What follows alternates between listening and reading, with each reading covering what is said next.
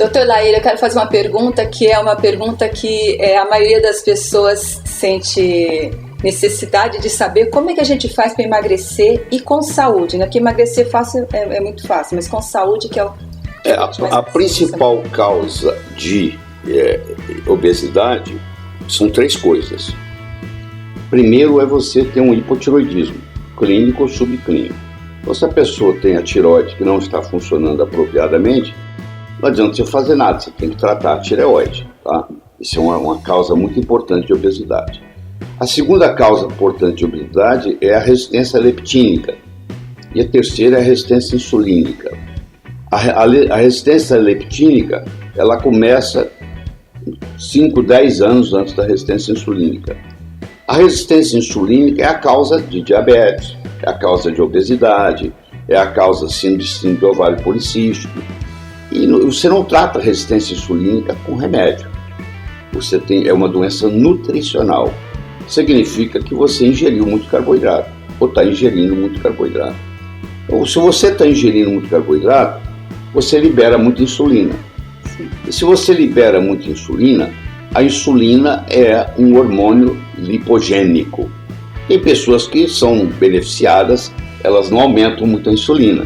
São pessoas magras, que inclusive nem conseguem engordar. Eu conheço pacientes que vêm com o contrário, eles querem engordar. Esses pacientes que querem engordar e não conseguem, se você medir a insulina deles em jejum, vai estar menos de 2. Então, se você é fácil você engordar qualquer pessoa, é só você dar insulina. Existe uma técnica para isso, mas você pega uma pessoa que está há 20 anos tentando engordar, você engorda ela sem problema. Mas esse não é o maior problema. O maior problema é o oposto. É a pessoa que tem a insulina elevada. A insulina estimula uma enzima chamada lipase lipoproteica. A lipase lipoproteica puxa os ácidos graxos para dentro da célula, junta com o glicerol, faz o triglicérido, isso vira gordura e é acumulado. Existe uma outra enzima chamada lipase hormonossensível que faz o contrário. Então a lipase lipoproteica engorda, a lipase hormonossensível emagrece. A insulina estimula a enzima que engorda e inibe a insulina que emagrece.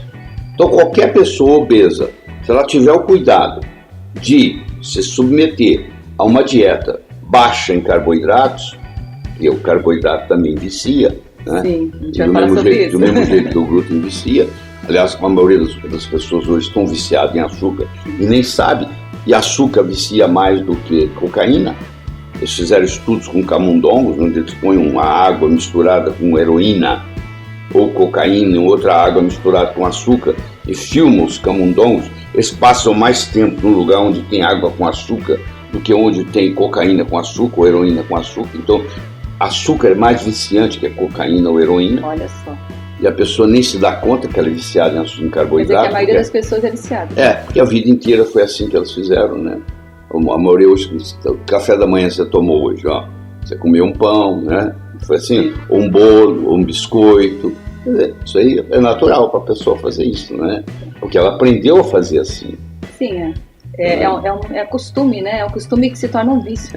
Então elas se tornam viciadas em carboidrato. Se você corta o carboidrato, é natural que o seu pâncreas vai produzir menos insulina. Se o pâncreas vai produzir menos insulina, você vai ter diminuição na resistência insulínica.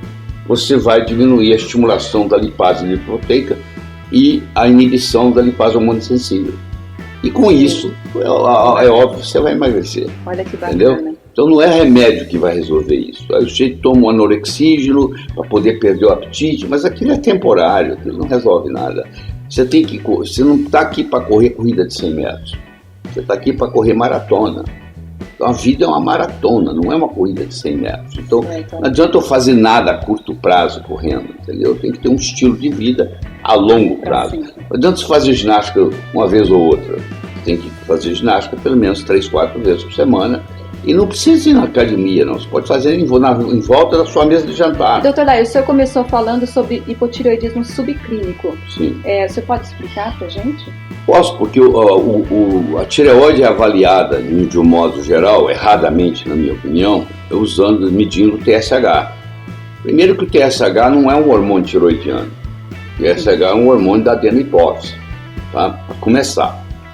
E nem você pode ter um hipotiroidismo e o TSH está normal, entendeu? Porque você pode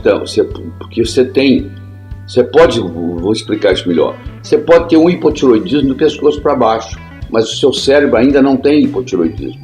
Se o seu cérebro ainda não tem, porque o hormônio tiroidiano é tão importante que o cérebro tem o seu próprio sistema de produzir o T4 virar T3.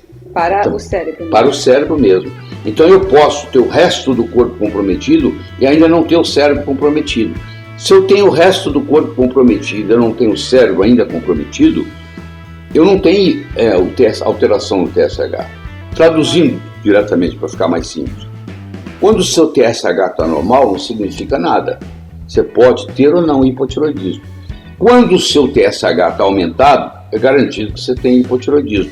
Então você vai encontrar muita gente que tem o TSH normal e que tem o que nós chamamos, que o TSH está normal, é chamado na literatura, não sou eu que inventei isso não, é chamado de hipotiroidismo subclínico. Aí essas pessoas, quando se introduz apropriadamente os hormônios da tireoide, a melhora é absurda, né? Olha Substancial. que bacana. Então, gente, as dicas valiosas do Dr. Lair para emagrecimento. Então a gente pode resumir em diminuir carboidratos, em exercícios físicos e cuidar da sua tireoide. E cuidar da tireoide. E aí, gostaram? Não foi sensacional? A gente aprende sempre com o Dr. Lair Ribeiro. Eu sou super fã dele e eu trouxe aqui para falar com vocês.